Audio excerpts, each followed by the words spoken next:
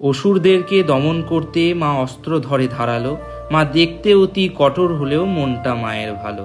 জয় মাতারা, কেমন আছেন সবাই? আশা করি মায়ের আশীর্বাদে সকলে ভালো আছেন। আবার একটা নতুন ভ্লগে আপনাদের সকলকে স্বাগত জানাই।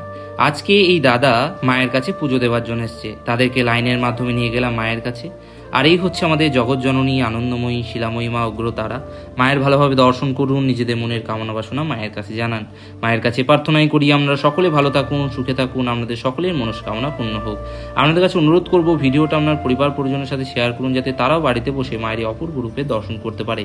তারপর দাদাদের খুব সুন্দরভাবে দর্শন এবং পুজো হলো।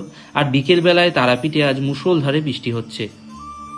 তারপর দাদাদেরকে দোকানে নিয়ে এসে আশীর্বাদ, চরণামৃত, প্রসাদ সমস্ত কিছু দিলাম। মায়ের সকল ভক্তদের উদ্দেশ্যে জানানো হচ্ছে, 5ই জুলাই মায়ের অমাবস্যা পুজো রয়েছে এবং 7ই জুলাই রথযাত্রা রয়েছে। এই বিশেষ দিনে মায়ের যে সমস্ত ভক্তরা অনলাইনের মাধ্যমে পুজো পাঠাতে চান, তারা ইনবক্সের মাধ্যমে আমার সাথে যোগাযোগ করতে পারে।